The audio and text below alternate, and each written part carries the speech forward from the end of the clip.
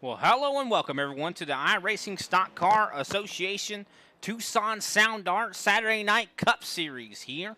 The Domino's 200 at Chicagoland. Of course, as always, I'm joined in the booth by Big Al, and I am, of course, controlling the cameras down behind the in the booth here. But we'll try our best to make sure the show goes on just as it always has.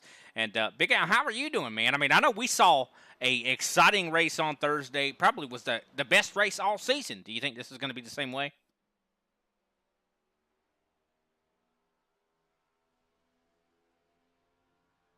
Looks like we're having a little bit of technical difficulties there with Big Al, but we definitely are going to have some exciting racing. Was one of the best races we've seen all season on Thursday. I expect no less from this race here. We saw three wide racing, even four wide racing at some points, and man, And how you doing there, Brian? Sorry about that. Was off center a little bit, but yeah, man, this race is gonna be just as exciting as that race was on Saturday because these guys, it seems that Saturday race brings out the competitive spirit in all of these guys. And wow, what a spectacular finish to that race that we saw on Thursday! And if anything like that goes, I think it's gonna make these guys think long and hard about their pit strategies tonight. I definitely think it will. Just considering, I mean, I think that we saw a first-time winner there on Thursday. Could we see a first time winner here tonight? I think that is very much on the docket here. As of course, looking at the race facts here.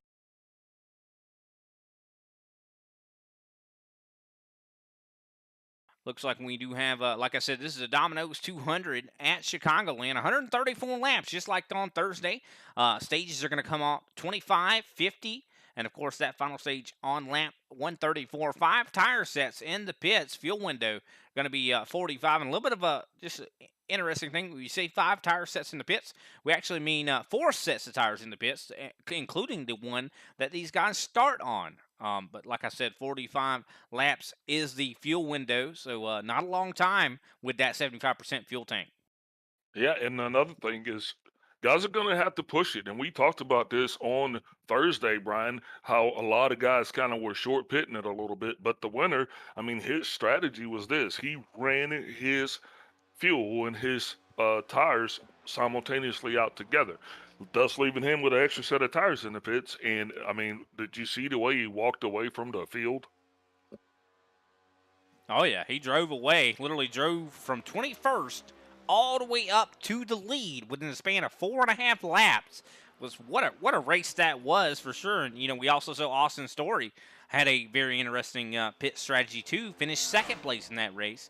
Really, I thought, to be honest with you, Jeffrey Sousa was going to come home with the victory there tonight or that night, but not. That was not the case. So I think we could see a surprise winner here tonight. Matt DeCiani, he was in that Thursday race. I do believe he's going to be probably trying to have a little bit of a recovery here tonight. Wouldn't you say, Big Al? Yeah, absolutely. And if DeCiani's lap times on the track or anything like they were in practice, I think these guys better look out and hold on because he was definitely putting down some blistering lap times, and he's going to try to vindicate himself for that Thursday's loss. That he is. And one thing we saw also was the G&G crew, Kenny Powell, Josh Schaffner. Schaffner not in there here tonight, but Kenny Powell was one of the guys that was driving through the field on the late run. Could we see a late race resurgence from that 24 crew, or could we even see them have bettered that setup, have had that experience on Saturday or Thursday, I Yeah, should say. looks like Josh Offner's here. I got him on the board. He just came in. So, I There he mean, if is. Yeah, you're right. I'm sorry about that. I was mistaken there. Yeah, if he's in, he's definitely going to want to try to because a lot of guys came up short. Let's just call it what it is. I don't think they're going to come up short again. I think if given a chance, and here they are being given a chance, they're going to definitely try to change their luck.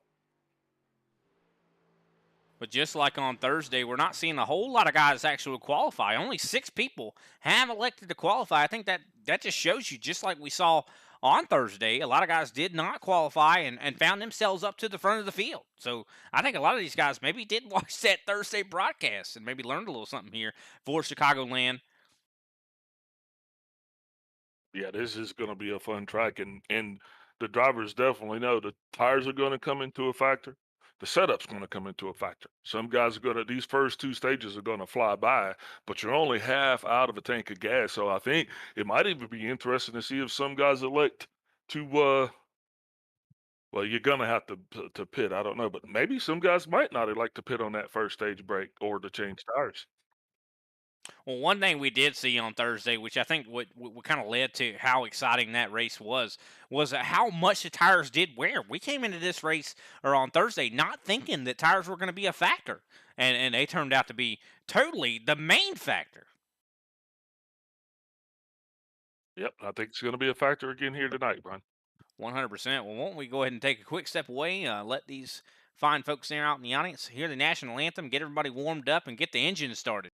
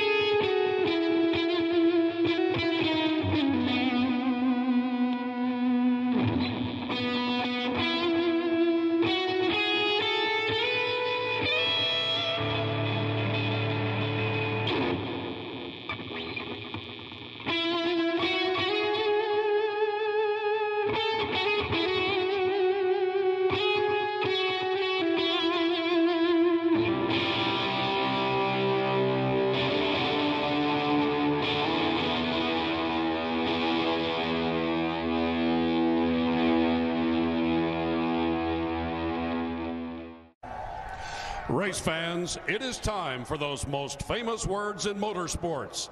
Driver, start your engine!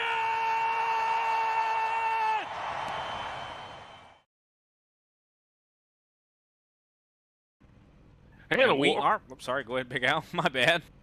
No, and we are welcome back, everybody, as we got the nice starting grid. Looks like Matt DeCiani is going to find himself as our pole sitter at number one. Outside him is going to be Josh Salter in that 50 car. That second row is going to show Chris Severa. Alongside him will be Kenny Powell.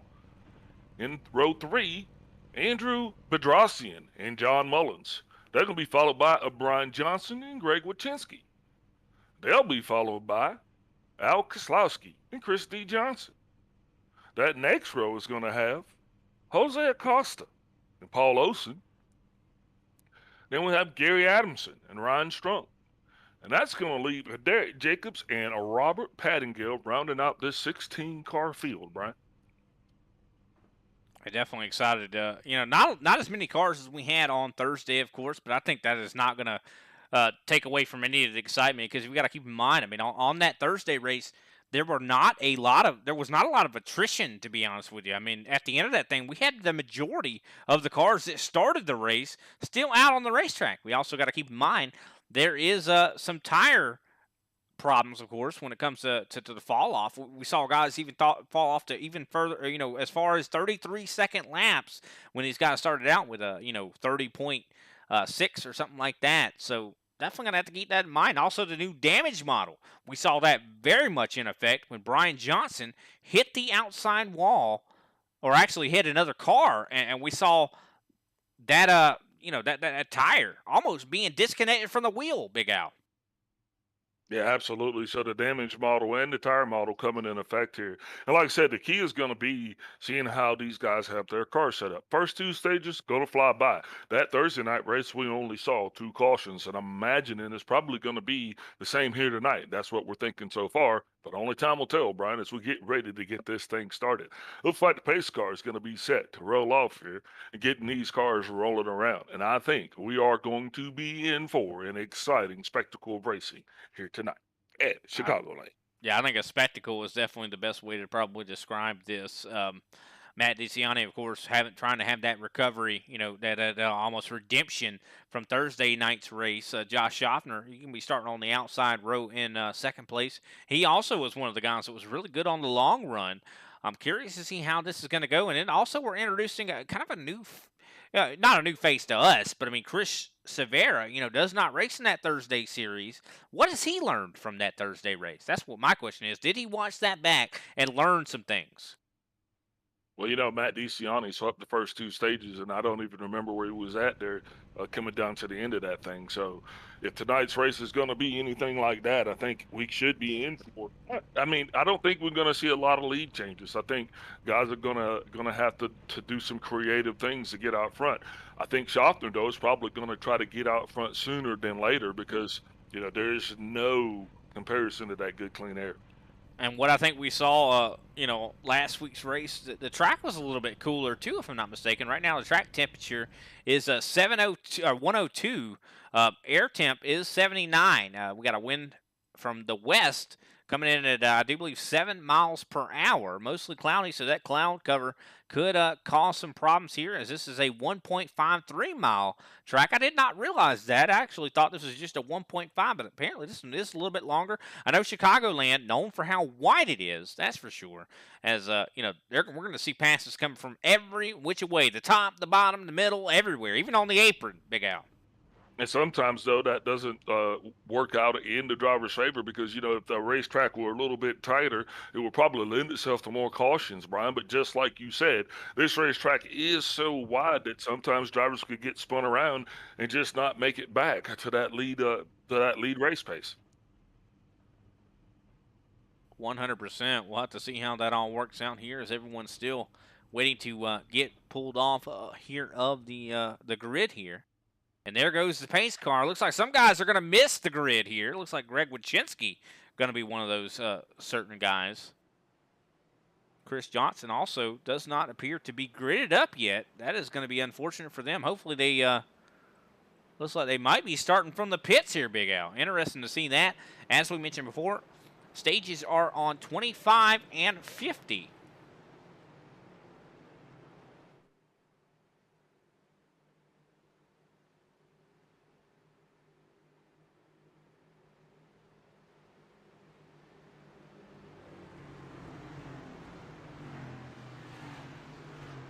Here we go. For the first time here, the pace car lights are out. Matt DeCiani going to be leading the field to green. Won't be the first time, and it won't be the last time we've seen him lead the field to green, of course. Appreciate everybody out there tuning in here to the ISCA Stock Car Association Tucson Sound Art Butt Kicker Cup Series. Or I'm sorry, not just a regular Cup Series. I don't know why I added Butt Kicker in there. You're going to get your butt kicked to keep doing stuff like that. Oh, yeah, for sure. But here we go. Soon to exit 4 here. The pace car getting ready to drive down pit road.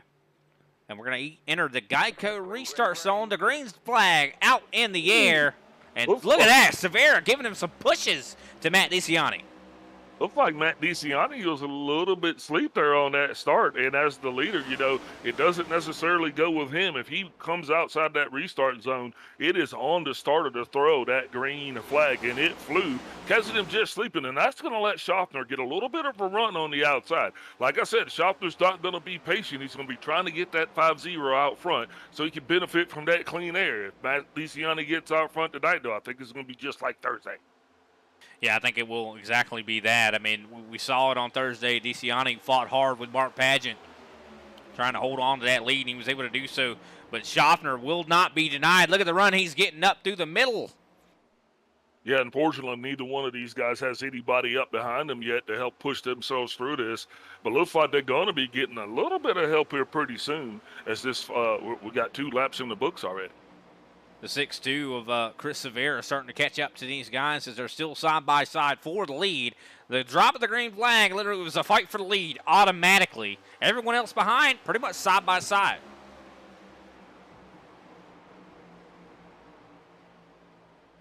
You do see Al Kozlowski trying to go underneath the 42 of Acosta.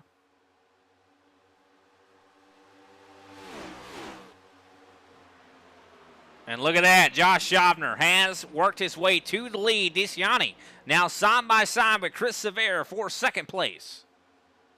Yeah, and DeCiani is definitely going to try to get his share of second place, but looks like Schaffner's going to pop back up there and maybe pick up that draft of Severa a little bit, give Severa that pull that he needs to come around, but looks like he might find himself left on the outside there. Oh, there he comes. These two are going to butt up, and oh, there goes Severa with the crossover. Yeah, I was going to say, Chris Severa, not much of a team player, if you ask me, but he is, definitely taking care of business. He's the kind of guy that he never wants to finish in second place, and right now he's on the money right now to finish in first.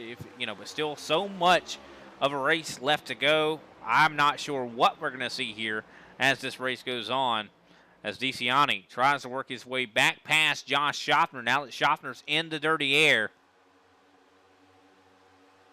Yeah, we have definitely seen more challenges for the lead here so far tonight than I think we did that entire race there on Thursday. But, John Mullins, these guys are battling back. Looks like he's battling Ryan Strunk for position there. Strunk's going to go ahead and come around him. That's going to put Strunk in sole possession of that 7th place or 8th place. Now he's going to be trying to get a run on Acosta, as Acosta's coming on to the outside of Andrew Bedrosian right here. Yeah, Bedrosian, a new guy in this series. We have never seen him before. Oh, as he gets really close to the back end of the 24, Kenny Powell has to let off so he doesn't hit him, and that's going to give Jose Acosta that spot here, 6th place.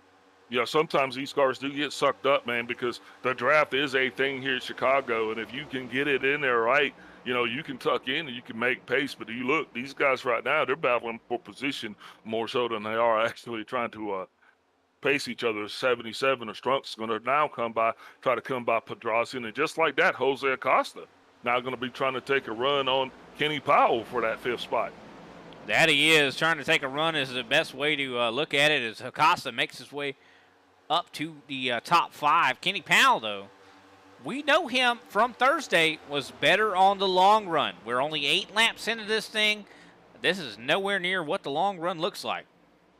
Yeah, absolutely. You're right about that, Brian. And it is going to, guys are going to have to feel their way around this, because I think the key is going to be to not necessarily run that first stage hard, but I think try to save your tires as much as you can, because you're going to have to make a long run, possibly 2 in this thing before it's all over, as Al Kozlowski now tries to come down on the inside of Brian Pedrosian. Andrew Pedrosian, sorry. Yeah, you see that $60 General Machine up on the top side. Looks like the 88 Al Kozlowski. He didn't do too well in the Thursday race. Hopefully he's probably trying to see a little bit of redemption himself. I think that's the story of tonight's race, is redemption. Yeah, it's interesting, though. Brian Johnson seems to be falling back a little bit. I know his car seemed to be a lot faster on Thursday, but maybe he is just maybe those guys out front are just that much faster. And it also could it be that the track temperature is much different than Thursday? I mean, I can't recall exactly what the track temperature was, but I know it's 102 right now. Let's look at that. Side by side, Al Kozlowski working his way up to 6th place, driving right by Jose Acosta. Yep, now Acosta's going to have his hands full, because Ryan Strunk has been trying to look on the inside. Looks like he's going to try to duplicate that same effort. John Mullins is going to be tucking in behind him. Looks like that's going to allow those two to get a run. And that 6-0 car there, he is utilizing most of the track. As you see, he goes from low to high to low. I think he's just trying to figure out what works. But if you can make that high line work, though, we found that will actually help your tires run better in the long run and keep the speed up. You won't get that drop-off that you will recently. Right now, looking like these drivers are dropping off some 0.7 of a second from their original lap times. Josh Schaffner has made his way back to the lead here. Matt DeCiani's right there behind him. Chris Severa seems like he's having some problems when it comes to tire wear. He's running a half a second slower than everyone around him. Well, yeah, that's what we see too. We notice that about lap 12, the car kind of goes away a little bit for a couple laps, and then she comes back. So between laps 12 and 15, I think the drivers are just kind of like searching for it. But once she gets them back in the pocket, though, she'll be a rocket. Definitely going to be making some big adjustments there. I think that, he maybe not being used to, how this track is running. Of course, this is not a track that they are racing in the officials. They are right now at Sonoma. So these guys don't have a lot of resources to really practice and get that car right. So I think Severa maybe suffering from that. Yeah, well, if anybody's not going to suffer, it's going to be Chris Severa. I mean, he'll figure it out. Now, we did notice that this is about the time where Powell, Johnson, and Keselowski cars were faster. Now, you'll see just like that, Brian Johnson's now in third place. Kenny Powell pulls himself all the way up to fourth place. And they drug out Keselowski with him, and now he's in fifth place. So I think this thing is just shooting out the way it should. We're halfway through this stage just a little bit. And, with 10 to go or so, I think drivers are doing just what they should be. Josh Schaffner starting to be pressured here by Matt DeCiani. Matt DeCiani only 100th behind, actually challenging for the lead. Side by side, Matt DeCiani on the bottom side. Josh Schaffner trying to hold him off on the top. Can DeCiani make something happen here? But if Schaffner is actually committed to running the high line, he might be fine out there. We have seen that high line could be just as fast as the lower line, but it looks like Schaffner's got the majority of the field up behind him running high this time. That he does, as we see Brian Johnson and Kenny Powell have caught up to the back of these two. So now I'm going to be putting a little bit of pressure on these other drivers as Kenny Powell, we talked to him a little bit before the race. He said that he's going to take this race a lot more seriously. He's going to be working with his team. He's already learned some things from Thursday. This is going to be a whole different race for, I do believe, Kenny Powell. Yeah, and not only Kenny Powell, but let's look at Robert Pattingill. Him and Paul Osen now made their way up into the top 10. And these guys right now are hunting around the racetrack. Looks like Pattingill now going to go inside of Severa. That's going to put him up in 7th place. What a great job there from Robert Pattingill. He's been one that we've been keeping a really hard eye on, just considering he has been taking care of business every week, week in and week out, whether it's just by being, fast or just surviving. As he comes up to the back of John Mullins like he's standing still here. One thing about it, though, clean air is key here. We'll see, those guys get really close to the back end of other drivers. You also see them hunting for that clean air, because when you're sitting right behind someone else, you're going to see that car have handling conditions. And it looks like Pattingill going to be able to go to the bottom of the racetrack as John Mullins goes to the top. A little bit tight condition there from that 64. Yeah, and you're absolutely right. That rear diffuser does make these cars that much more sporty to handle once they're in traffic because of that dirty air. We say that a lot. Kenny Powell, though, not affected by that dirty air. Looks like he's going to try to get that G&G Camry into that second spot. But, Matt DeCiani not letting them go so much as these two are battling side by side for second place. That's going to allow Josh Schaffner to pull away just ever so slightly. And look like Josh Schaffner are going to be maybe even taking home the stage win here, but still not over at all here. Brian Johnson, though, trying to pick where do I go. You see these guys side by side. Of course, he has an affiliation with Kenny Powell being G&G, so of course he's going to try to probably pick him. But at a track like this, I don't know if friends are really, a thing. I mean, I don't know. I mean, to win this race, I mean, you got to be willing to do what it takes. Yeah, you're right. And that Southern Spiral Pipe number 4 car is doing just that. But Al Keselowski, he's got to be feeling pretty good about his place right up here in 5th, as he is probably going to gain some very valuable stage points for himself. And that's going to be really helpful as we are just getting into the start of this season right here. That it is. We have just ended our Tucson Sound Art Cup Series season. Of course, the Super Cup Series still going on right now. We didn't really get a chance to take a look at the points, unfortunately, but we will definitely talk about them a little bit later in the race, and that way we can kind of figure out where these guys are at. But Kenny Powell trying to hold off Brian Johnson as Matt DeCiani tries to catch back up here to Josh Schaffner. Schaffner right now after 4/10. But I do believe DeCiani is probably not even worried about Schaffner right now. He's worried about Kenny Powell. They are all over him. Yeah, Kenny Powell just got a little bit loose there as he was coming into that turn, had to check up. That's going to allow Brian Johnson to go ahead and go by him. But now that Powell has his legs back on him, he's going to have to try to make that distance up.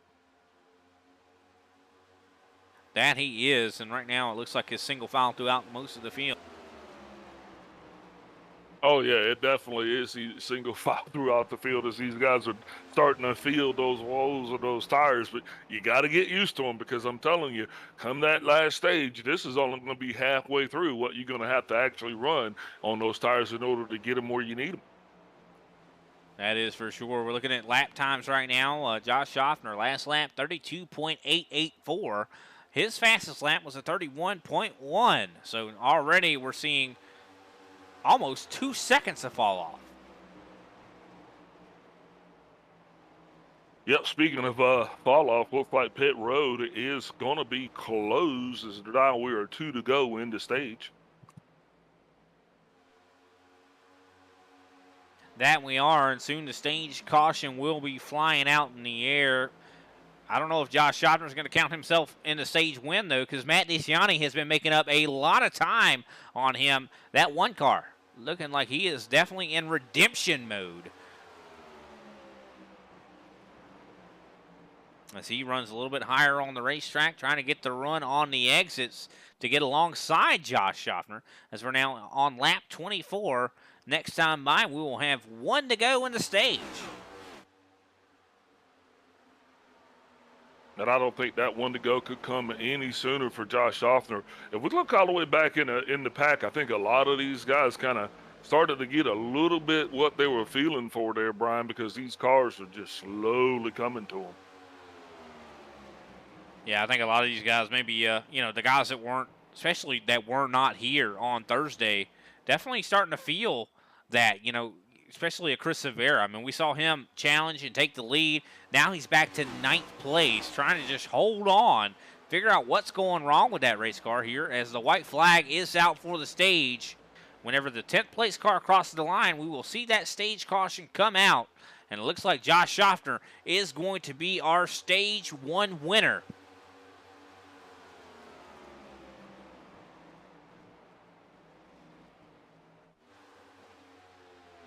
And that should conclude the stage as Andrew Bedrossian does cross the line.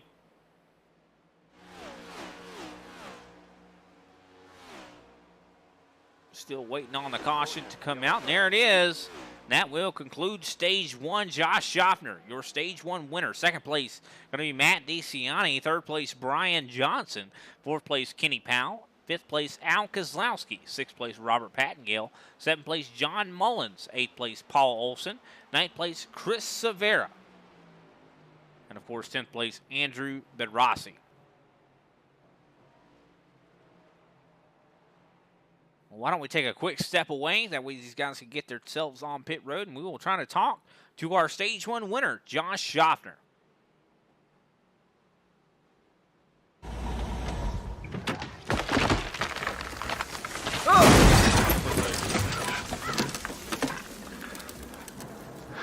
No.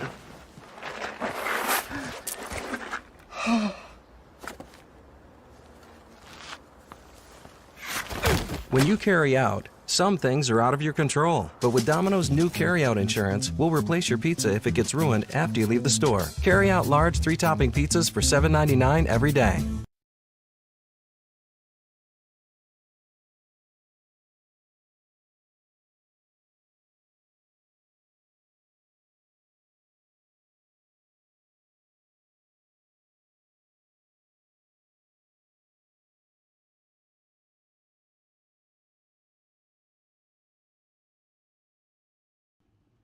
We are back, ladies and gentlemen. Andrew Bedrossi missing his pit box there as everyone enters pit road and goes down pit road and gets that fresh set of tires and fuel, full tank of fuel. Of course, 75% in that gas tank. But I do believe once these green flag pit stops or these caution flag pit stops are completed, I think we got Josh Schaffner waiting to talk to us. 391. And there he is, Mr. Josh Schaffner, our Stage 1 winner. How are you feeling, man? I mean, it looks like the car's handling really well. Yeah, car felt real good there for stage 1.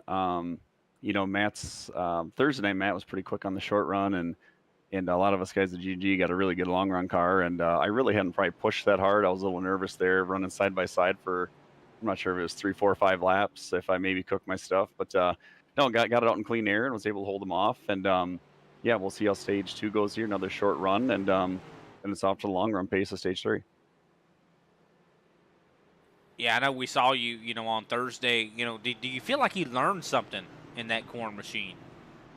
We learned a lot. Obviously this track, you really just got to find your pace, that you don't overheat the right front or the right rear, and just finding that happy medium is the key. And you did pretty good there stage 1. It might have been a little bit hard on the right front, and we won't be able to do that in stage 3. And these short stages we can push pretty hard, but we'll have to be pretty careful in stage 3. You'll see us all back our pace up when the green flag drops for stage 3. All right, we definitely appreciate your time, man. I love to see that Pioneer Chevy out there in the lead, and hopefully we get to talk to you at the later stages of this race. Who can we shout out after your stage 1 victory? Yeah, got to thank Pioneer Seeds, Plenish Soybeans, Smith Farms, everyone that helps out. But special thanks to them, and also, just special thanks to all our farmers across the country that help put food on the table each day. They do a lot of hard work for us. Definitely very important to have that, got to eat, that's for sure. And you also, when it comes to, I'm sure Pioneer Seed, there's other things that, you guys do that are, even, when it comes to fuel and stuff like that too. So definitely, corn is a very important product, that's for sure. Yeah, a lot of people don't realize that. From feed to food, all of our cars got bioethanol on the right of the gas fill there, and that's all comes from our American farms and ethanol plants across the country. Well, we'll let you get back to it. I know the pace car lights are out. Thanks for your time, Josh. Thanks, Brian. That was Josh Schaffner, our stage 1 winner, as we now have concluded stage 1 and soon to be entering stage 2. The pace car lights are out, Big Al. That's right. It's time to go race it. And like Josh Hoffner said, stage 2, probably going to be the last time these guys get to actually go out there and just let her rip, tater chip, and have fun, because come stage 3, it's going to be conserve. Yeah, that's when the seriousness starts to play. But then again, Big Al, we saw a lot of green flag racing on Thursday, but then towards the later half of the run, that's when the caution started coming out. Could we see something similar? Yeah, but overall, Brian, it was a really, really clean race, and I think it's going to be the same here. I don't really foresee us having any cautions. I think these guys pretty much got a pretty good handle on it, as that pace car is going to be looking to find himself off the racetrack as fast as possible. Be interested to see if Josh Schaffner is going to sit and wait in that restart zone, or if he's just going to put the hammer down and get it on as the field gets ready. And here we go. Josh Schaffner wasting no time, as he is going to lead this field. Matt DeCiani's definitely not getting the starts that he wants. Going to have to figure out what's really going on with that, because that's 2 times in a row, Brian, where it looks like he was slightly sleeping. Yeah, it definitely seemed like he was sleeping there, as Kenny Powell is able to get clear for second place side by side right now. Brian Johnson and Al Kozlowski. Yeah, and Chris Bear is actually finding he's sliding way back in the field there on the start here. Not sure what that's about, but he's definitely having to check up a little bit there, as he kind of started to rush up on Andrew Bedrosian a little bit there. Yeah, and I wonder if maybe he learned something there, burning his stuff up in that first stage, that, hey, I got to take care of this, not burn that right front like Josh just kind of alluded to. Yeah, you got to be really gentle on these. And that's the truth. These cars will come to you, but if you're hard, you're running out there fast, you're gonna burn it up. Kenny Powell, though, definitely is looking around Josh Schaffner. He's peaking low, peaking high, trying to get that 2-4 car out there in that good clean lane air, Brian. There, I think Kenny is chomping at the bit for his share of the lead. Yeah, I think that he desperately wants to find his way to victory lane, and I want him to too.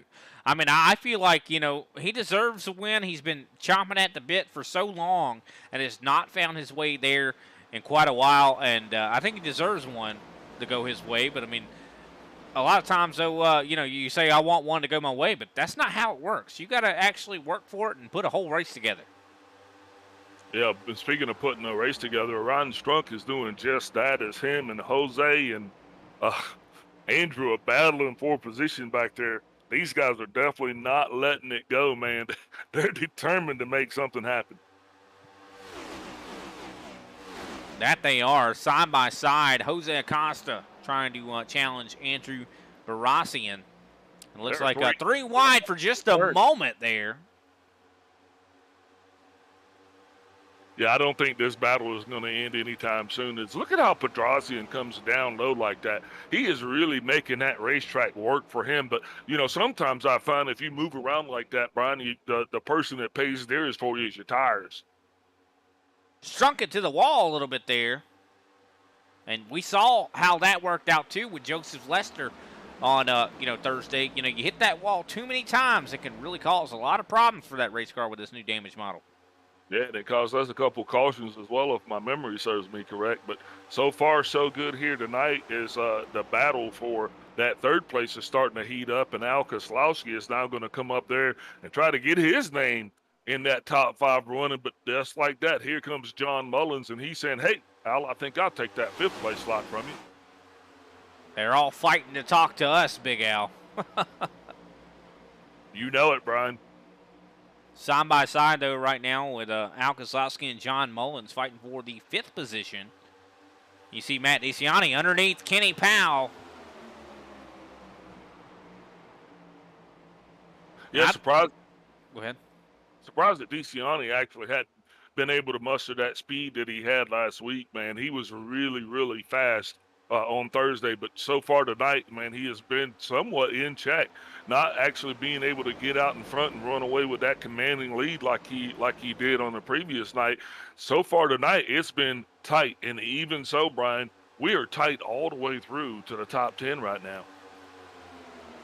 That we are. Big battling going on as Ryan Strunk tries to get on the outside of Al Koslowski. Side by side, Jose Acosta and Robert Pattingill having a little bit of some paints, exchange between the two. Yeah, they're trading a little bit of paint, but that's all good, man. And Paul Olsen is rolling all up into the back of this field, too. So we've got the top 11 cars that are all together nice and tight on our frame. As Matt DeCiani looks to the inside of Josh Schaffner, he's going to be trying to get up there. And I'm telling you, he has been giving it all he's got, and he's probably going to run out of time because what we're going to find is when we get to that lap 12 there on those tires, they kind of like slow us down a little bit.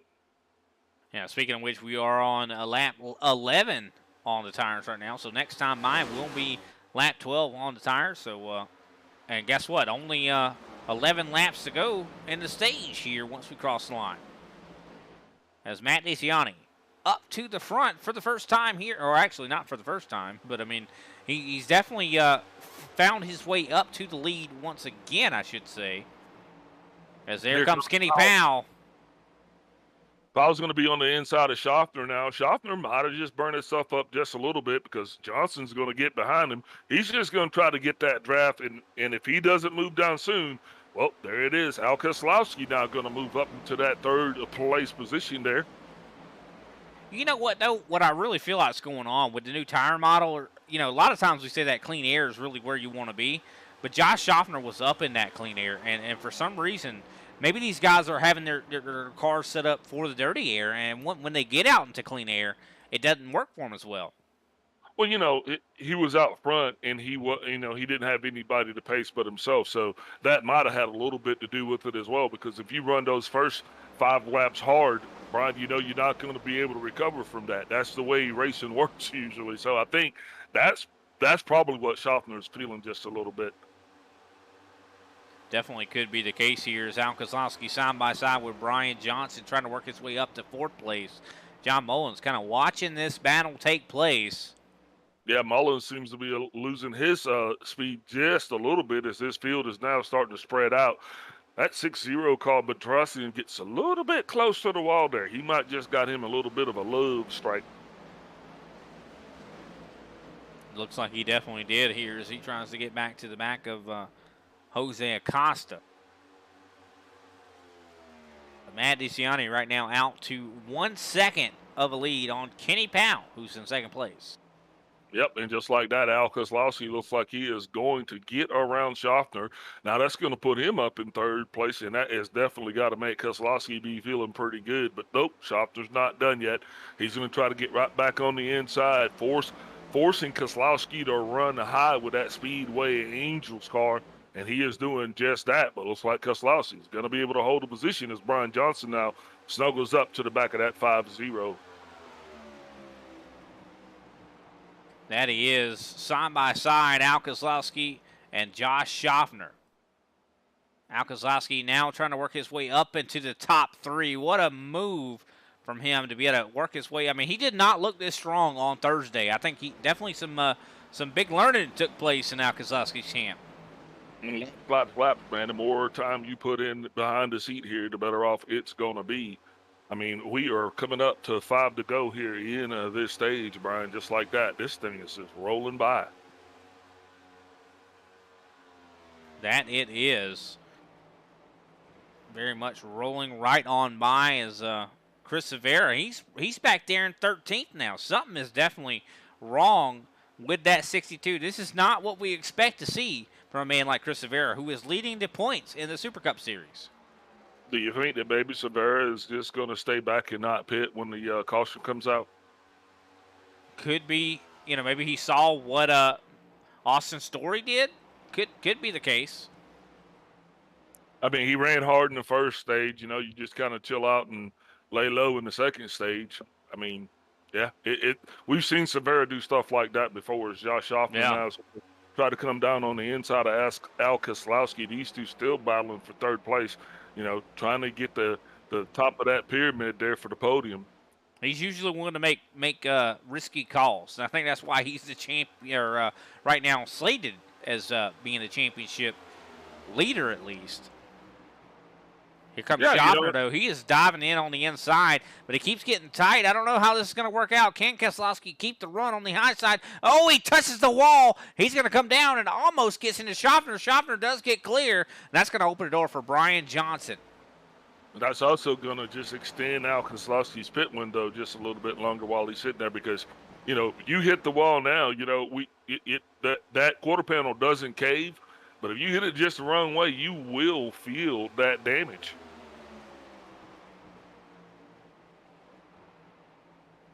Looks like that he's you got will. A little bit of damage on the right front of that Speedway Angels 88. And you definitely don't want that. I mean, just considering, even though it doesn't look bad, that's the thing about the next gen. It doesn't look bad, but it probably is because it affected something that is going on underneath.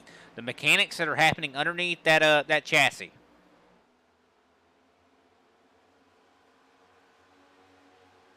Well, Kenny Powell's definitely got to be feeling pretty good about the lead that he has been able to stand over on Josh Schaffner.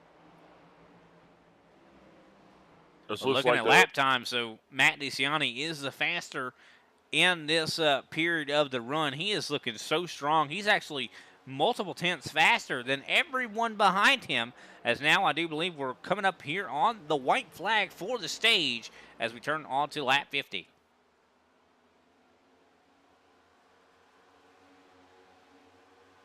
Robert Pattengale starting to put some moves here on Brian Johnson. Pattengale looking really strong, like he's wanting to take over a top 5. Would not be surprised to see him do it, because just considering the amount of speed he's been showing here as of late.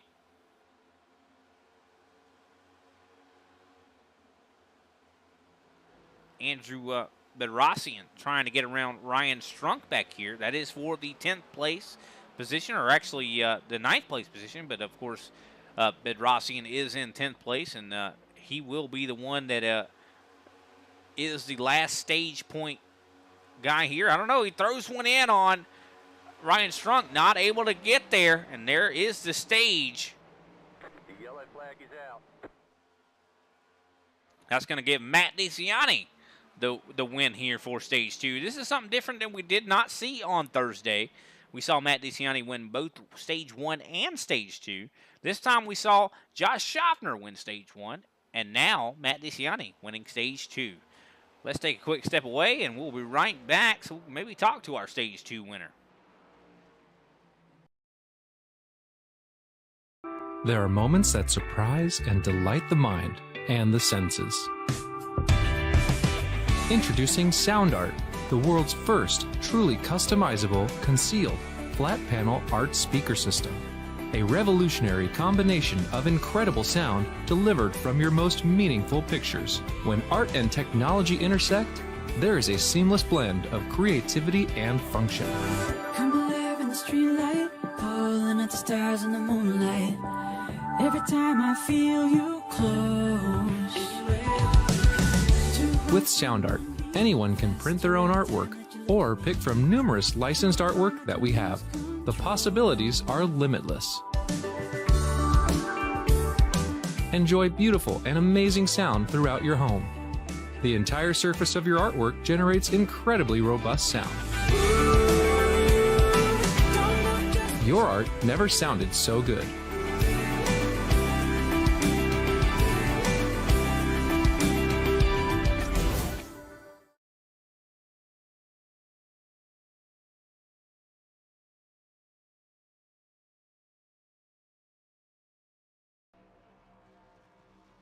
And we are back, ladies and gentlemen. Pit stops are underway, and it looks like Matt DeCiani is going to win the race off pit road. No strange pit calls here, surprisingly, there, Big Al. Yeah, it's still early. I think we're going to have a lot of time left. Well, of course, this is the going to be starting off the final stage here. Why don't we go ahead and bring Matt DeCiani up here and chat with him? You think you got it, Big Al? Hey, Matt, this is Big Al up in the booth. You got me? Yeah, I got you. Hey, congratulations on that stage 2 win. Looks like you found that speed that you were looking for. Yeah, you know, I had it the first stage. It was just I was fighting a G&G Storm there, so they were racing me pretty hard. But once I got by there, I took off, and yeah, it was nice. So, hey, here's a question now. Getting ready to go into this third and final stage, what's going to be your strategy? You going to share that with Big Al? Yeah, I don't know. It depends what happens. If you know, ideally, if it stays green, which I'm hoping it does, because yeah, I feel like I'm pretty good on the long run. But you know, probably split it. Maybe run a little long, maybe run a little short. It just depends on how these other guys are running around me. But yeah, it's just kind of play it by ear.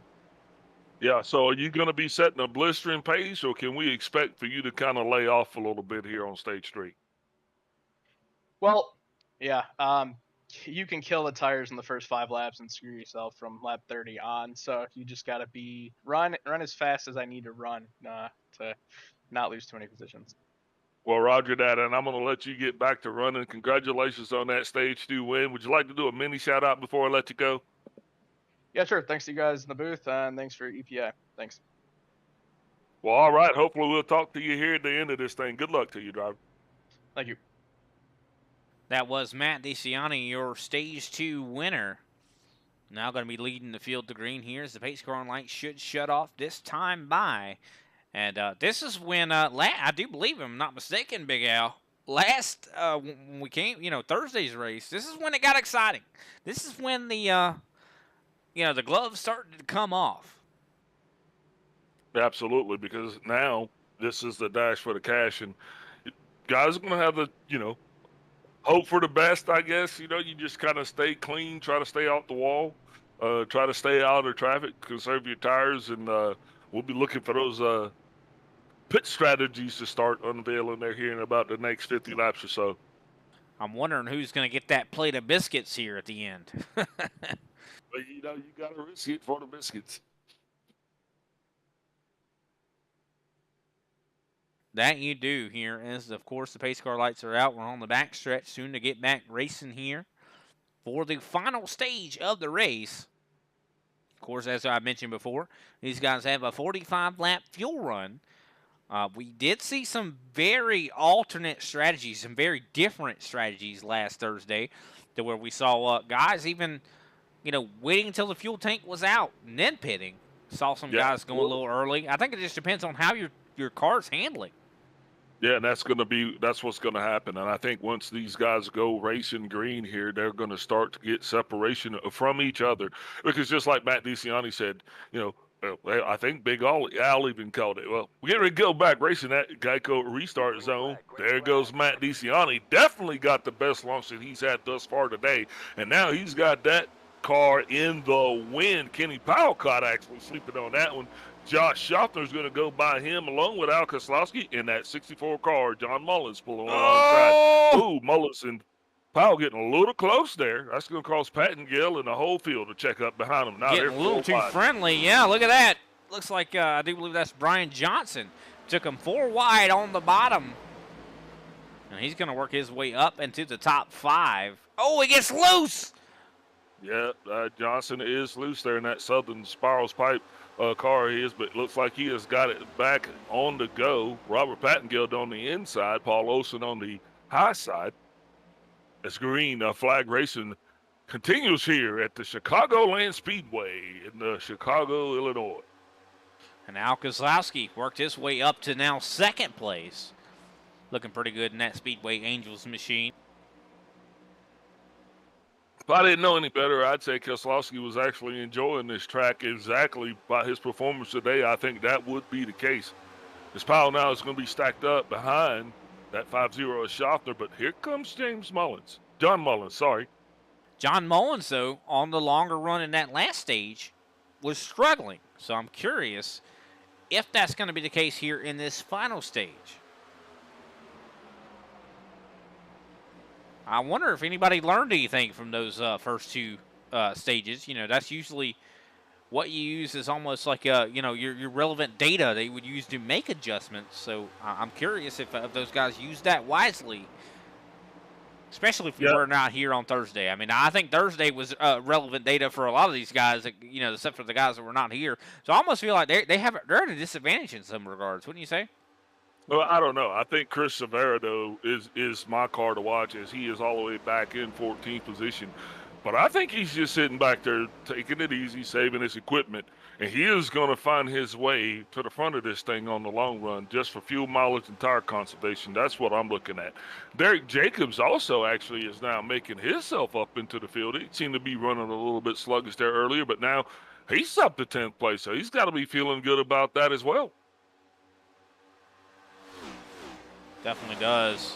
Derek Jacobs, not necessarily been one of the fastest guys we've seen in this ISCA series, but he has definitely been coming into his own and getting better and better and better. And I think that's what he's doing right now, just trying to stay alive, because he knows that if he keeps that tire a little bit fresher than everybody else, if he takes it just a little bit easier, if something happens, tires are limited. I mean, like I said, before the race actually started, 4 sets of tires down in the pits. These guys have already pitted twice. That means they only have 2 sets left, Big Al.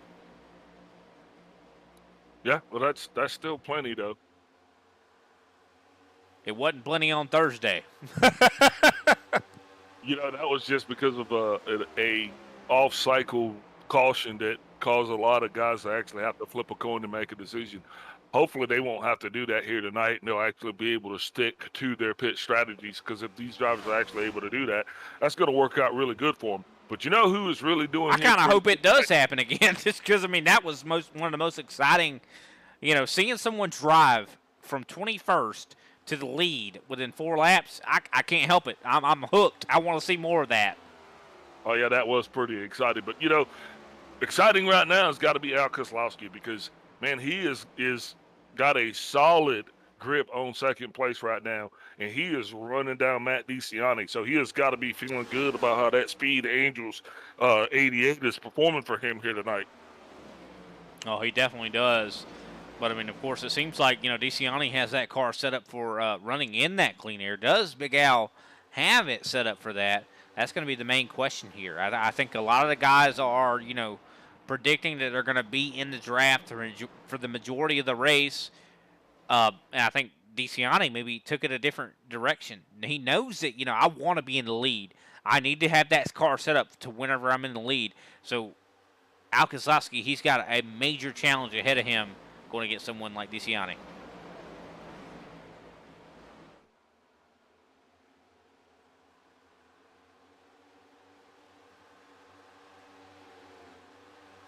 Derek Jacobs falling outside of the top 10. Ryan Strunk able to get that top 10 position away from him.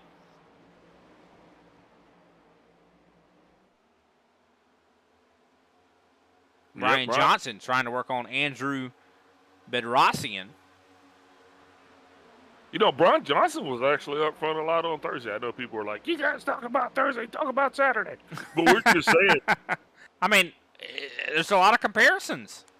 it's the same track, just a different field. And these guys are definitely, you know, some of them were running in that Thursday night's race. So we can compare and contrast that performance to this performance. Brian Johnson was really in the top 3 most of the night, you know. So tonight I think he's just kind of taking it easy.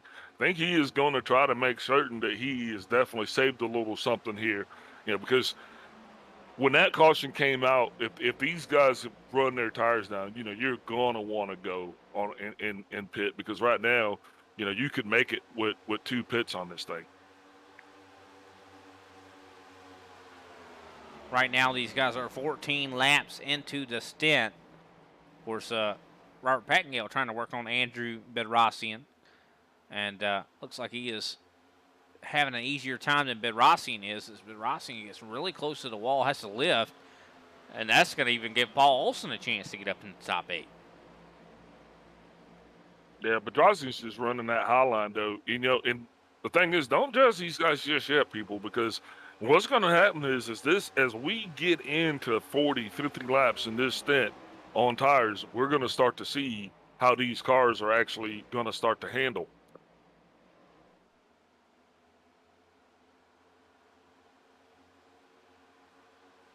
You are 100% right, as we see Paul Olson right now side by side with the 60. Olson going to get that position cleared. Brian Johnson trying to fight side by side with John Mullins right now as we go into lap 70.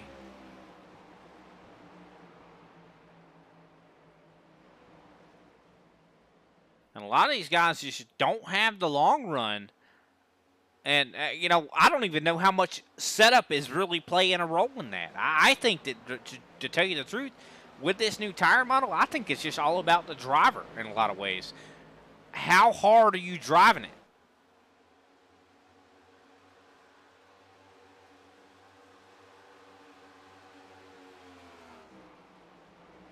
Matt DeCiani, though, has got out to a second of a lead.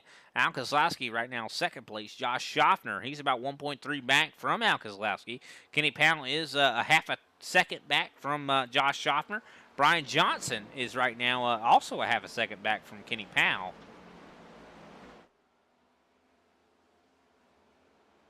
And it looks like Robert Pattengale going to try to get past John Mullins. Mullins hanging on. This is for the 6th position.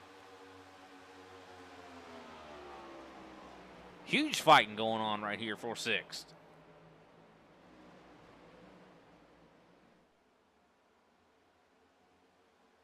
Oh, Ryan Strunk side by side with a 60.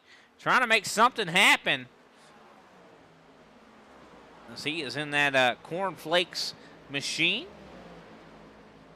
It looks like he's going to get that past up. But man, they were getting really close. Derek Jacobs on the verge of a top 10 right now.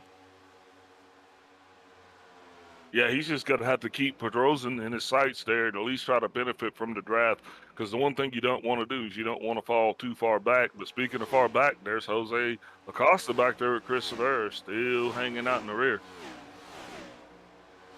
Both of those guys are running, you know, right at 33-second laps times. Oh, I mean, that's 0.5 of a second slower than the leaders. Now let's take a look at the line from Matt DeCiani right now. Let's see exactly what he's doing. He's not even running really at the bottom. I mean, he definitely does go down there, but for the most part, he's running closer to the top. And he right now has over 2 seconds back to Al Kozlowski. So something, Matt DeCiani's got it figured out. Wouldn't you say, Big Al? Oh, yeah, absolutely. He's just got to continue to run his race. And as long as he can do that, Brian, and not get into his own head, I guess, you know, he knows what he's got to do, and he's doing it. And that's the cool thing about it. As long as you got a guy that is a professional like that, you know, sometimes it's funny how you watch him and they just make it look so effortless. Yeah, one thing about it, too, is, you know, we've mentioned Thursday so many times here tonight, but then again, I mean, for a lot of these guys, this is a second chance. In NASCAR, a lot of those NASCAR drivers don't get a second chance at a racetrack for a long time. And, you know, these guys do get that second chance, and I think that's what DeCiani is putting, you know, is at the forefront of his mind right now. He knows that this is my chance. I gotta win this race. I didn't win on Thursday. I won only 2 stages. It's time for me to, you know, get it together. You know, risk it for the biscuit. Go after it. Yeah, we still got a lot of racing left, though. It's Kenny Powell's just cruising along there. He's slowly keeping Al Koslowski in his sights. Brian Johnson, though, slowly closing the gap on Powell. And Robert Plattengill having one of the best runs that he's had in a long time, as he is in 6th place currently. Derek Jacobs side by side with the 60 of Andrew Bedrosian, trying to take over 10th place. Oh, getting really close to one another. Derek Jacobs risking it all. Not able to get that pass completed, though. As we're now on lap 76, going to 77. And these guys are now 24 laps on their tires. So this is that point where they are definitely in the longest run that they have been in all night. Once we, of course, cross the line for 25. And this is the race. This is what a race is about. It's about conserving your equipment. It's about running, being consistent. You can be fast, Brian, but if you're not consistent, then you're only going to be fast for a couple laps, and that's going to have tremendous effects on you later on down the road. These guys are doing the right thing. They're slowly getting their pace, and we've been at race pace the whole race. We've only had our 2 stage cautions. That's it. It's been Kenny Powell down. It's going to come on by Al Koslowski, and looks like he's got Brian Johnson in tow.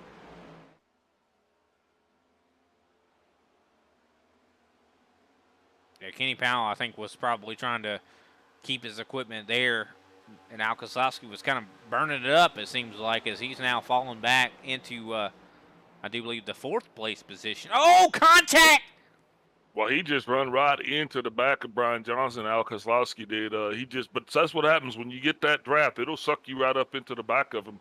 Al Koslowski is in 5th place, but not for long, because Robert Pattengill is going to be coming right up on him, trying to sneak into the top 5. If this isn't exciting, I don't know what is. Yeah, my mistake there. He definitely was falling back now to 5th. Going to be falling back even to 6th now if Robert Pattengill has his way. As the fight is still on here. Al Koslowski struggling right now. Looking at lap times, he is running much slower than the guys that are around him. He's actually hitting 33.6s compared to everyone else hitting 32s for the most part. High 32s, of course. Yeah, next to Chris Rivera, he was actually the slowest car on the track that time by. And looking at it, I do believe the fastest car on the racetrack has been Matt DeCiani, who's out in the lead. He right now has 2.5 seconds on Josh Schaffner. Schaffner, of course, has been quite quick also. Pretty close lap time-wise. Just, I'd say, you know, a half of a tenth off of what Matt DeCiani's hitting. Kenny Powell actually faster than Josh Schaffner, so wouldn't be surprised to see him make up something here. But he is also... Kenny Powell also 1.3 seconds off of what Josh Schaffner is at on the racetrack.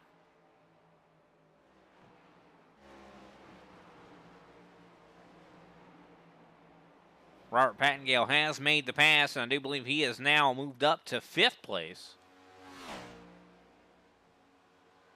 As we're now 82 laps into this event. Everyone has about 29 laps on their tires. I would not be surprised if we see some green flag pit stops probably in the next 15 laps, I would say. Well, yeah, next 15 laps. But I think you got to go 20 plus. I mean, I think you definitely got to try to get 50 laps out of this, because that's going to allow you that shorter run at the end. And, ooh, man, that 6-0 car, he's been getting really close to the wall most of the night. But Chris Rivera down pit road looks like right now. Chris Rivera has taken this trip down pit road in that fantasy. Oh, yellow flag! Tossing out that. 6-0. Andrew Petrosian. That's going to be interesting there, Brian. That's going to change a whole lot of stuff. Let's look at what happens. It looks like Petrosian just is going to lose it a little bit there.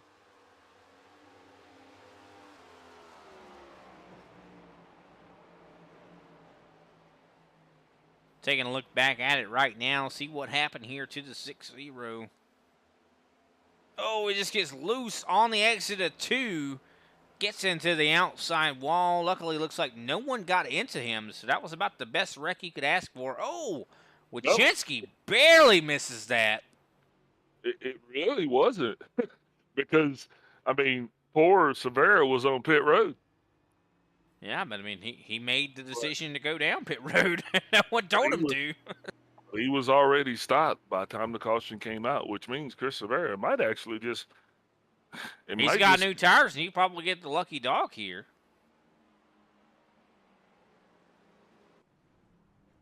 We'll have to wait and see. But with that, I do believe everyone's going to be taking the trip down pit road. Let's take a quick step away, and we'll be right back with some more racing action here from the iRacing Stock Car Association Tucson Sound Art Super Cup Series. Butt kicker. Feel what you've been missing.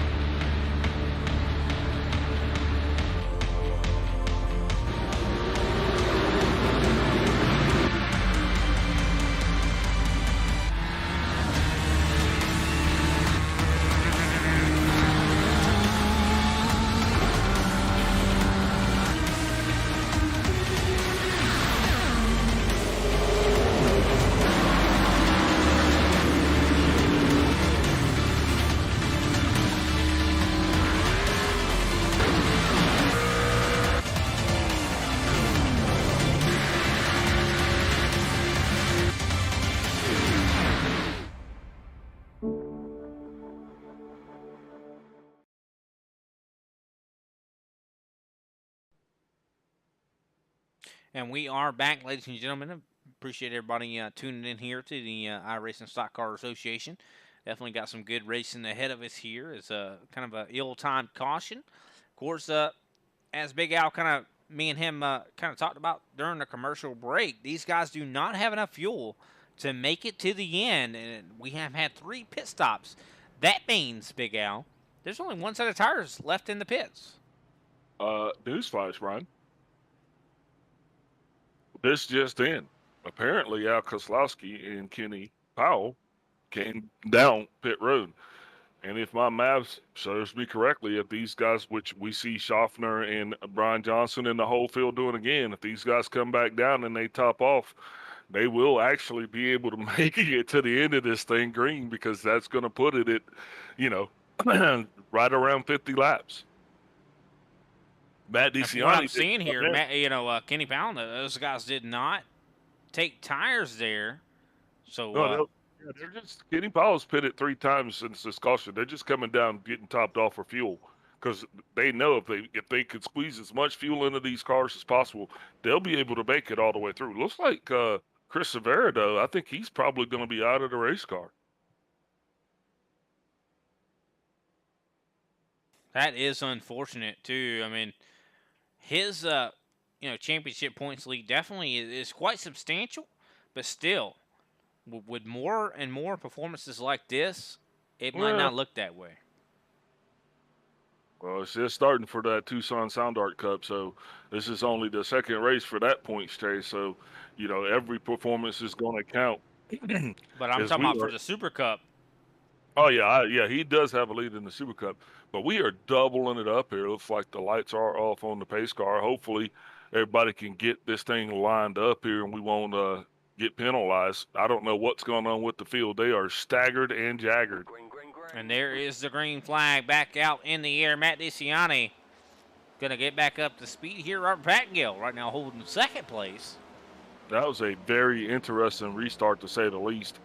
The entire field hadn't even made it all the way back around yet when the green flag did fly. A lot of those drivers taking advantage of trying to cram in as much of that racing fuel as they possibly could. And that's going to shake that whole front of this order up a lot of bit now. We got Matt DeCiani, who is leading this thing. Robert Pattengill is going to be in second.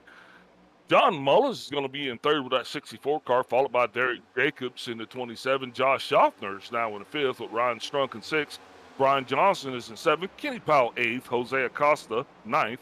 Al Koslowski is going to be in 10th now with Paul Olsen in 11th. Gary Adamson going to be shown in 12th. And I think the one guy that we got right now that's off the track is Chris Severe, and Greg Wachinski, now some 19 laps down, going to be shown in 15th. We see some battling right now. Josh Schaffner, Ryan Strunk trying to fight side by side here, but Strunk holding the time, able to get clear here of Schaffner.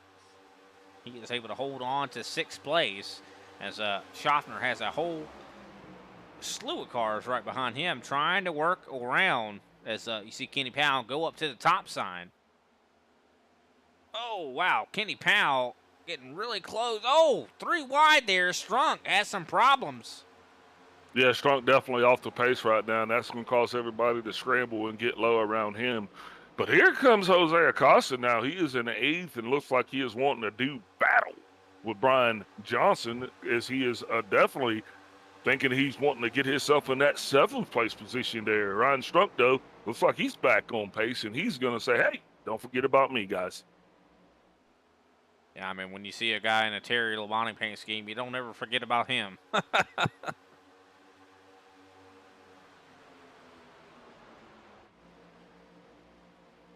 Now look at Andrew, I do believe, Bedrossian. He's actually 2 laps down right now. If he was on the lead lap, he would be counted right now, I do believe, in 3rd place. As Derek Jacobs trying to work his way around him. Yeah, Bedrossian actually made contact with that wall, brought out that one and only caution outside of the stage, and that is finding himself, like you said, some 1 lap down. But if he watches that and there is another caution, he might find himself the recipient of the lucky dog, and he was back on the lead lap of this thing. We still got a lot of racing. He would actually have to have 2 cautions, considering he is 2 laps down right now. Oh, roger that. I'm sorry. Nothing to be sorry about, but I mean, I don't want to get his hopes up. I don't want him listening to the broadcast and thinking, "Hey, I could get back on the lead lap." Nope, you're 2 laps down. Yeah, I just had to fire my statistician. Kenny Powell, though, right now side by side with Ryan Strunk right now, as Brian Johnson right there behind him, 2 by 2 here for 6th, 7th, 8th, and 9th. And it looks like Ryan Strunk going to be able to hold off Kenny Powell.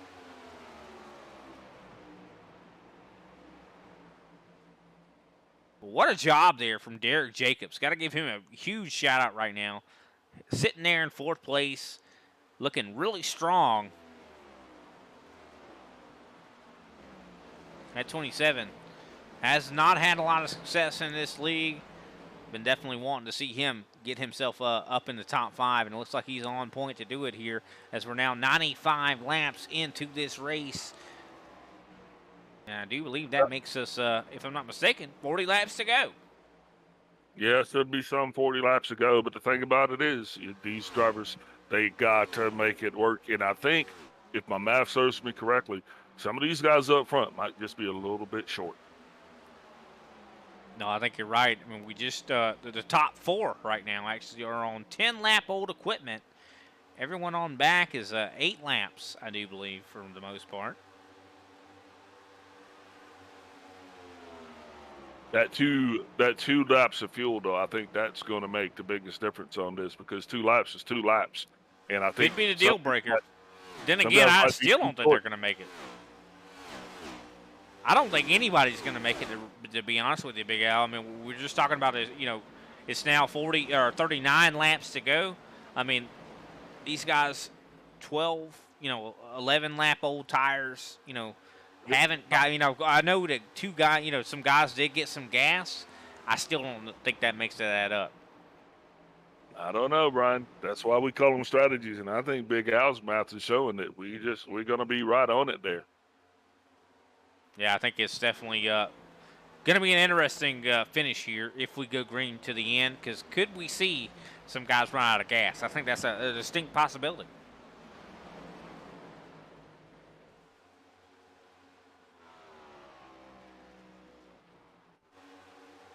Robert Pattingill definitely got to be enjoying his performance, man. He is running in second place with a big old grin on his face. And I think he's probably having the best race that he's ever had here in ISCA to date. And that's awesome for him. Guys like him and Derek Jacobs, seeing these guys up front there, that does my heart good.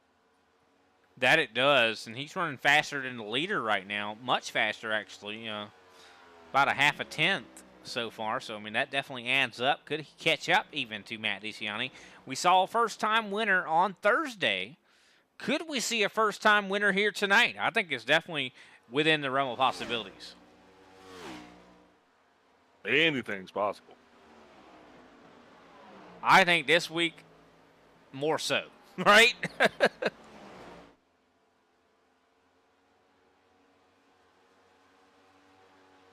Yeah, these guys just taking it easy, just slowly making our way around this thing here, putting laps in the book, and that is what you got to do. Looks like we got some 34 laps to go in this thing.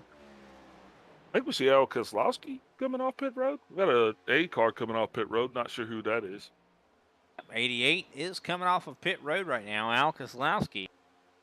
And he's going to make his way back onto the racetrack. He's now one lap down, so he must know that I can't make it. So I'm going to pit.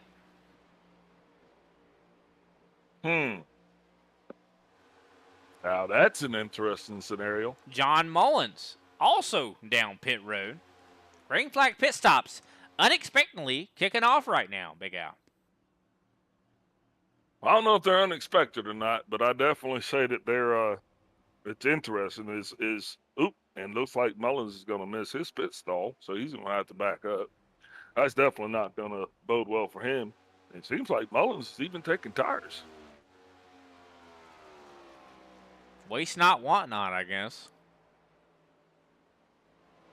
Well, that would make it interesting for him, say, if they were a late race caution, as he will not have any tires left in his pit stall.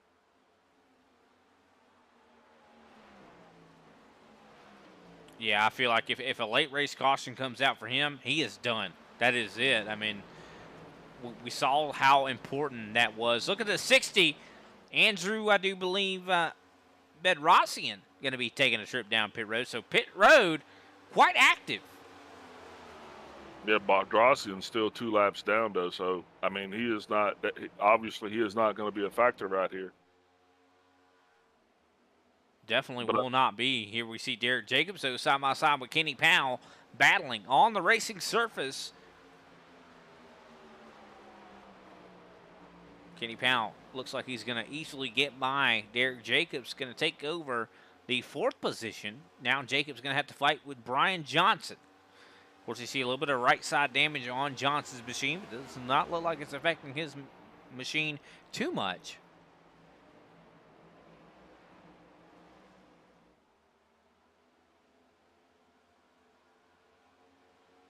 Just like that, ladies and gentlemen, we are 30 laps to go in this thing, and green flag pit stops already started. So now I think it's getting down to a manageable pace. We'll just start seeing how many guys and when they start to come in.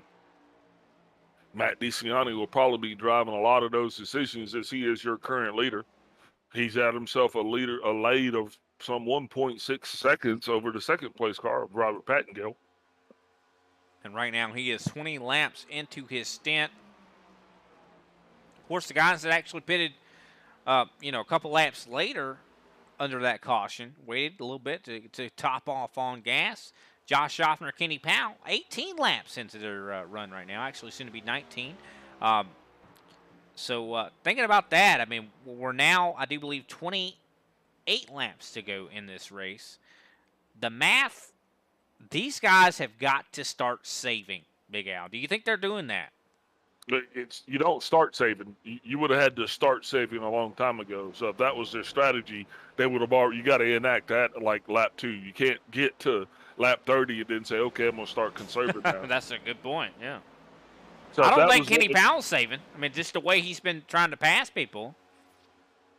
Well, if he's got his fuel calculator in and he knows he's good, either he's good or he's not at this point. So he's got to make up distance, especially if he is going to have to pit, because you can't lay back and then have to pit. You're going to have to be aggressive, keep that lap time up, gain as many spots as you can, and then run down pit road, maybe even do a 2-tire and splash and go, just enough gas to get to the end of this thing. But hey, look, I'm not a race car driver. I just play one on TV. John Mullins able to make a pass here on Al Kozlowski. Of course, they are on the same lap, so that was for position.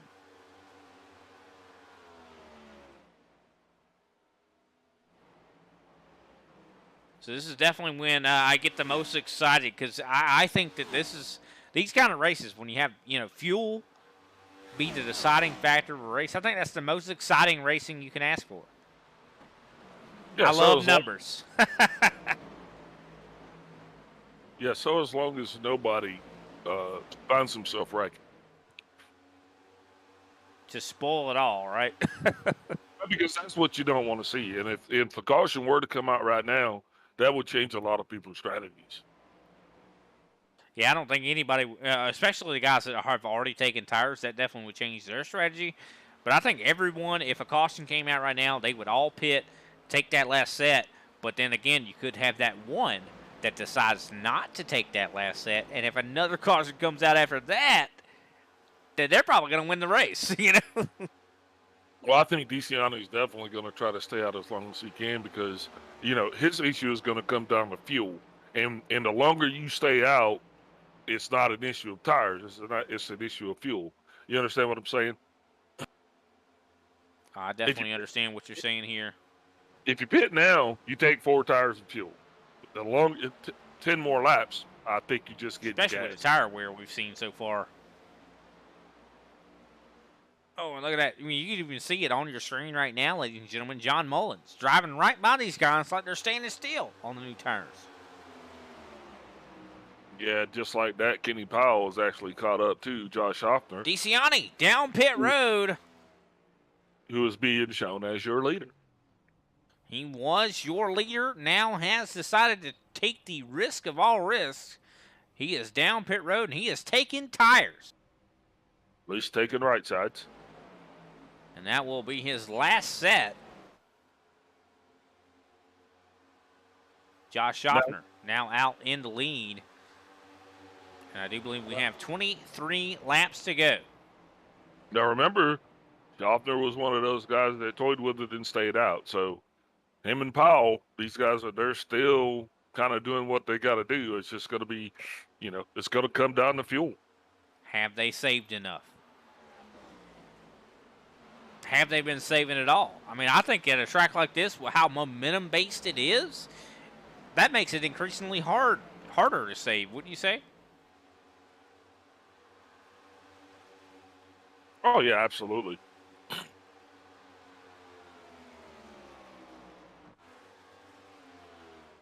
But, now you can't save too much, because you're going to have Matt DeCiani, who's going to be running around this track like a raging bull.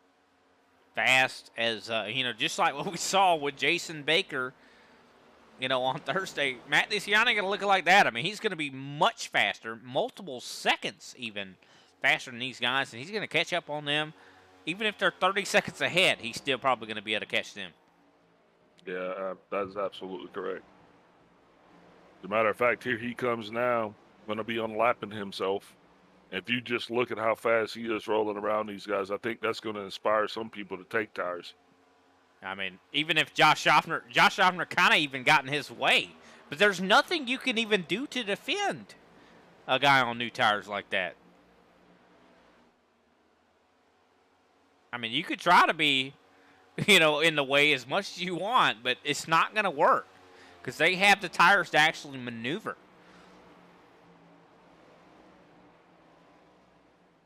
Yeah, and he has no reason to conserve from this point forward. The only thing he has to do is make his way back around there and retake the lead. That's going to be what his focus is going to be.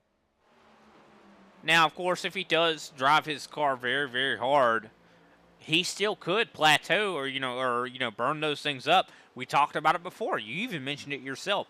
About 5 laps. That first 5 laps on those tires is going to be really indicative of how the rest of your run's going to look.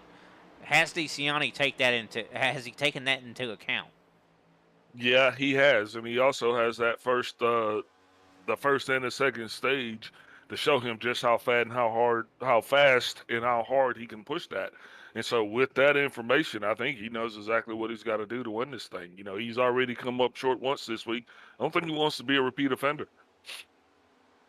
Robert Pattengale also getting ready to unlap himself, I do believe, as he is now 1 lap down. He has also taken a green flag pit stop. We just saw Derek Jacobs exiting pit road. And look at Pattengale go. Yeah, you got to watch that 6-0 car too, though. This could be a problem here.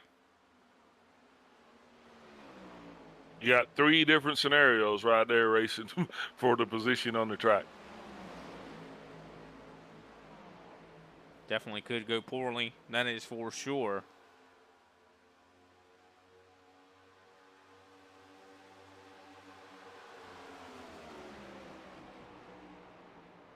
It looks like the 6-0 going to unlap himself. That is the new guy, Andrew Bedrossian. Definitely been having a good performance here. Of course, brought out a caution earlier, but still has been doing fairly well, I'd say. Yep, still 2 laps down. Still been, taking care of business at least. Staying on the racetrack, I think, determination and staying on the racetrack definitely is something to be lauded, wouldn't you say? Oh, yeah, absolutely. As Robert Pattengale now has unlapped himself.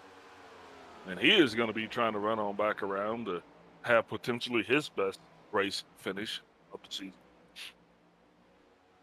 And I do believe we are now going to be 15 laps to go when they cross the line. Josh Schaffner, your leader, he has Kenny Powell about 3/10 behind him. Brian Johnson is a 3/10 away from him. Ryan Strunk is right now 6.7 back as he actually is taking a trip down pit road. That is actually false. I do apologize. That was I thought he was going down pit road because he dropped a position, but he actually was just passed by Ryan Strunk, who just took 4th place over.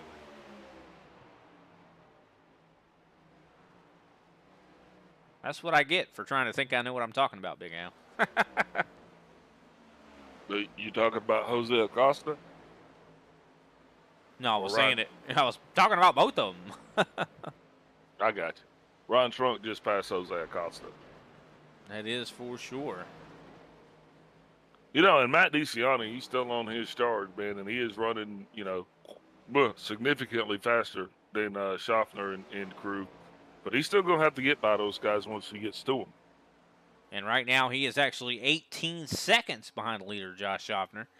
Of course, he was about 30 seconds behind those guys, so he has made up quite a bit of distance. Wouldn't you say, Yao?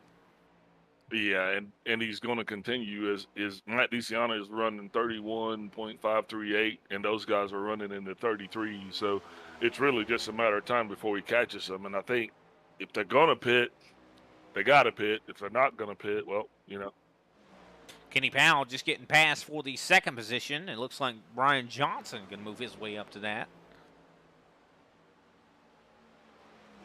I don't know. I mean, just looking at, I don't know if he has enough time to catch up to these guys, but I know if anybody can do it, Matt DeCiani can. I mean, with the newer tires he has, Powell getting really close to that wall.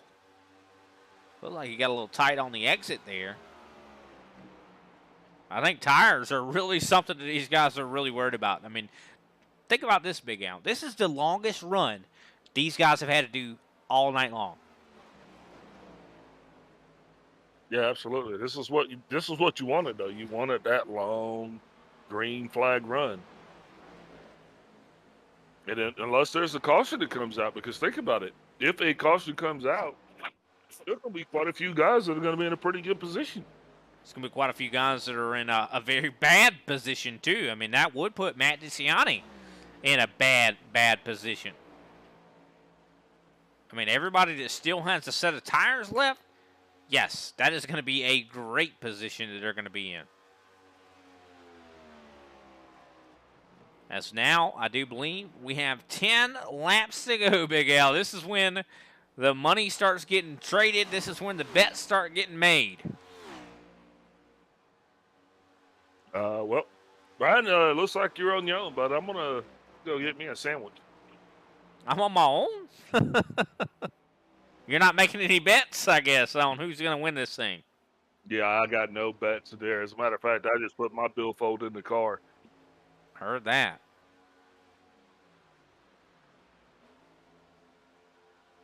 Three wide racing right now, as I do believe Derek Jacobs in the middle with Al Kozlowski.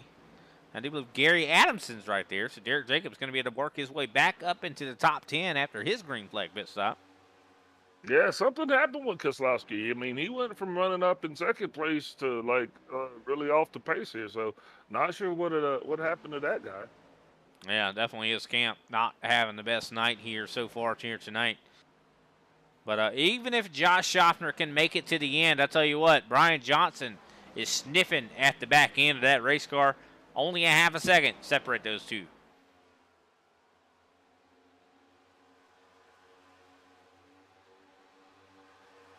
Yeah, Matt DeCiani now is going to be going about Paul Olsen there. It looks like he's up to sixth place. And he has worked his way just so much time that he has gained right now. I mean, we talked about him being 30 seconds and then getting up to 12 seconds or 18 seconds. Now he's at 12 seconds away from the leader. He is driving closer and closer, but then again, his times are getting closer and closer to theirs too, though, Big Al. That's something we got to keep in mind. By the time he does catch them, will he be equal to them? You got to, that's the thing. Catching's one thing, but he's not got to go past just one, not two, but three G&G guys to get back up to that top spot. So that itself isn't going to be an easy feat, Brian. So let's look at his cockpit camera here as he passes Jose Acosta. And love to look at this, seeing, kind of this perspective from these drivers. As he's going to try to catch the Ryan Strunk and already has worked his way back up into the top 5.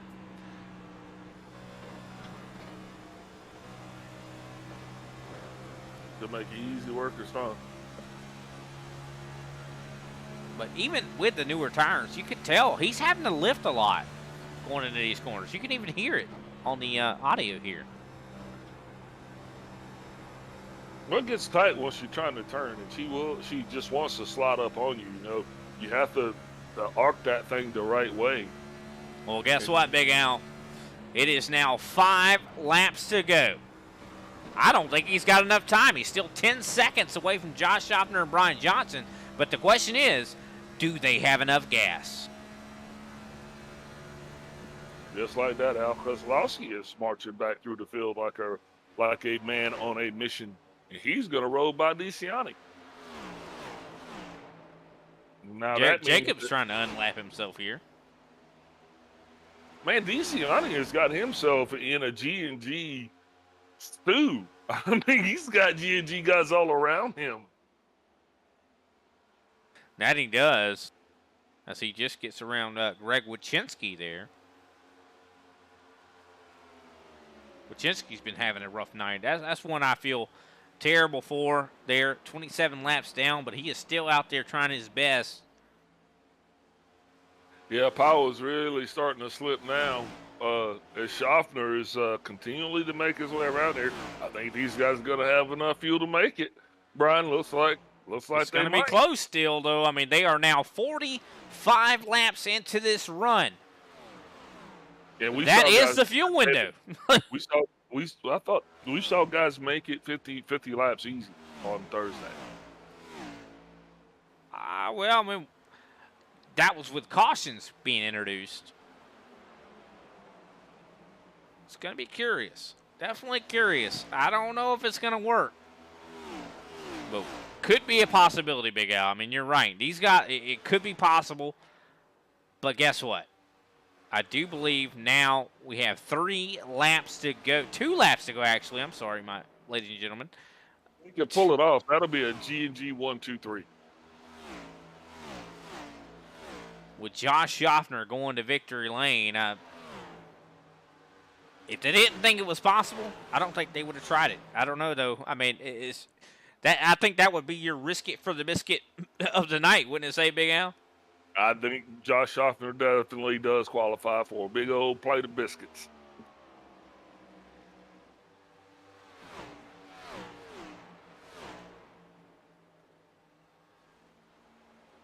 The white flag is out. Matt DeCiani right now in 4th place. Josh Schaffner, if he can make it just a couple more corners, I think you were right, Big Al. I hate to say I was wrong, but you know what? That's what life is. You admit you were wrong. And Josh Schaffner going to prove me wrong right now, as he is going to be the winner of the Domino's 200. Brian Johnson in 2nd place. Kenny Powell 3rd. Matt DeCiani in 4th. Ryan Strunk 5th. Jose Acosta in 6th place. Paul Olson in 7th. 8th place, Robert Pattingale. 9th place, John Mullins. 10th place, Derek Jacobs. 11th place, Gary Adamson. 12th place, Al Kozlowski. 13th place going to be Andrew Bedrosian. 14th place, Greg Wachinski. And 15th place, Chris Rivera. What a show, what a finish. We got to see a little bit of all of it, Brian. We even got to see some different strategies, and that definitely is what it was. We saw different strategies, and unfortunately, Matt DeCiani not having enough time to get back through the field in order to get to victory circle. Congratulations to Josh Schaffner. Let's take a quick step away, get another word from our sponsors before we start our post-race interviews. There are moments that surprise and delight the mind and the senses. Introducing Sound Art, the world's first truly customizable, concealed, flat panel art speaker system. A revolutionary combination of incredible sound delivered from your most meaningful pictures. When art and technology intersect, there is a seamless blend of creativity and function. Come alive in the streetlight, pulling at the stars in the moonlight. Every time I feel you close. With Sound Art, anyone can print their own artwork or pick from numerous licensed artwork that we have. The possibilities are limitless. Enjoy beautiful and amazing sound throughout your home. The entire surface of your artwork generates incredibly robust sound. Your art never sounded so good.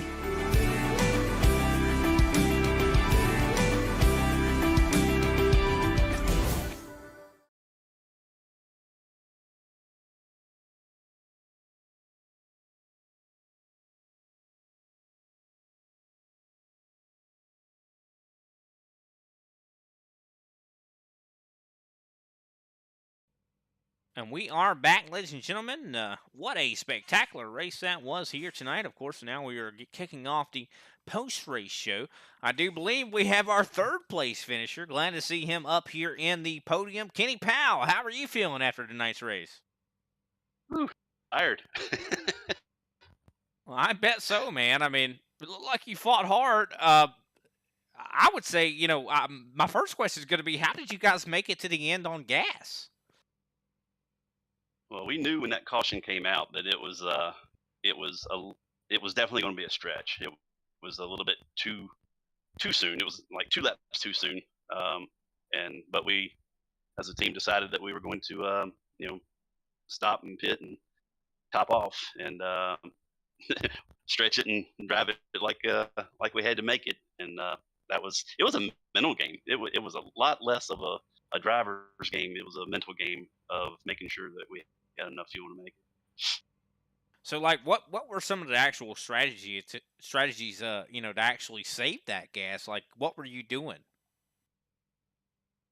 Letting off a little earlier than I normally did. That dropped the RPMs, and also once I got down into the bottom of the corner, clutching and just letting it roll around till it was time to get on it again, and did it every turn, every lap, just about from that whole stretch. Well, it definitely seemed like it worked as you were able to get that top three finish though. I saw you Brian battling with Brian Johnson. What do you think led to you? Were you having tire difficulties? Now, at that point, you're talking about the last stage. I think he was saving a little bit more than I was, and I was still a little too concerned about my fuel. So yeah, I clutched it wrong one time, went a little high. He got low under me, and then I let him go because I wasn't going to fight him, and think he had saved a little bit more than I did. So I needed to just stay the course and save stuff, and hopefully have enough for the end to put a run together. And I did try, but just didn't have enough tire or time at the end, and still was scared I wasn't going to make it. Well, I know you did very well on Thursday. Both Thursday and Saturday. Do you feel like that's a little bit of a redemption for you? Because I know you haven't been feeling uh maybe like you've been performing as well as you could be. Yeah, I feel like I'm back on track now. With Rob being out, me broadcasting some other things going on, I just haven't had the time and put the time towards the setups recently. But definitely put the effort in this week, and here it shows. It definitely did show. Third place finisher here, Kenny Powell. How are you feeling? I know Nashville Super Speedway coming up next week. Some would say kind of similar to this racetrack, but then again, I'd say more similar to Iowa. How are you feeling about that? I don't have a whole lot of laps there, but it is my kind of track, so I'm looking forward to it. Well, we're definitely looking forward to it as well. So no laps turned there yet, I take it. Not for this season in this car yet, so not yet. Well, we look forward to seeing. Hopefully, you get on that as soon as you possibly can. Who can we shout out after your third place finish? Well, first and foremost, you guys for helping do the broadcast, and Tucson Sound Art definitely couldn't put this on and have you guys in the booth without Tucson Sound Art. So I appreciate them a whole bunch, and all my G&G guys, great group of guys, and yeah, we had some great practices this week. So appreciate all those guys. Well, we definitely appreciate you too, Kenny. I think you don't get enough credit that the credit you deserve. I mean, you definitely take care of the ISCA week in and week out. You are the head honcho, and glad to see you finally having something pay your way, and now you get yourself a top three. We'll talk to you later. All right, thank you. And that's going to leave us to second place, and that's Big Al with Brian Johnson. Brian Johnson's Big Al in the booth. You got me? I got you, Big Al. Well, man, congratulations for bringing it home in second place. Definitely a long race, hard-fought race. Let's talk a little bit about your pit strategy there. Congratulations, though, too, in the top three there in stage one. But let's talk about your pit strategy. Yeah, shout out to Josh on that strategy. He made the call to come back in and top off, and I followed suit. And yeah, we had just enough. I think I had about a lap to the good there. So that's got to make you feel good, and then the rest was just basically left up to you and your driving performance. Even actually able to best Kenny Powell to bring it home with a G in G1, 2, and 3. How many laps did you actually turn out here this week? Because I know you had some struggles there on Thursday night, but yeah, not like that tonight, right? Yeah, Thursday was unfortunate. I got taken out, 20 laps into the race. But yeah, we practiced quite a bit here. Josh and the guys, they put together a really good long run set. We needed this race to go green there at the end. Once that caution flag came out, I was a little bit worried, but we still had enough time to really to make up some laps because we were really strong on the long run.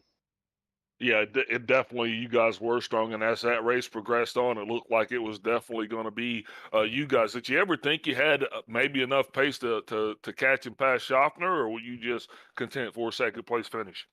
Yeah, I was able to get to him, but with dirty air and worn tires, we were equally matched. Like I said, I was able to get up there to him, but I just couldn't do anything. And once I got it within 2 or 3 tenths. I just lost the nose and couldn't make anything work. But overall, had a fun race. So here's a question for you: with the new damage model and the new tire model, you actually are you feeling like you have better control of the car? Well, it depends on your setup, right? I mean, the tires wear differently. You have to build your car around how the fall off is. The fall off is definitely different.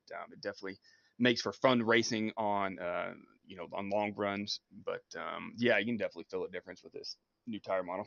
I think Okay, the so better question, to be honest with you, is how you feeling after Thursday you broke that axle and now you're back here and you're finishing second. I'm sorry to Yeah, interrupt you, Big Al. That was my question there. yeah, Brian. It actually feels good to finish the race. So we knew we had a pretty good car going into this. Matt was super fast, right out of the gate. But we knew we had enough there at the end to reel him in. But yeah, it feels good to finish this one off. yeah, so next week we're headed to Nashville, another track just like Brian said, similar to this. So you guys obviously will be able to take some of those lessons and hopefully that momentum. What do you think is going to be the biggest advantage that you are going to have going into next week after having such a strong finish here? Oh, for sure. It's going to be about long run pace, right? Figuring out what the track likes, what this new tire model likes, and build the setup around that. Well, you definitely displayed the damaged model for us firsthand on Thursday. Tonight, though, you get to come home in second place. Real congratulations to you and your team for that. I know it's going to feel good getting to at least take home some biscuits. Before I let you go, though, who'd you like to give a shout out to?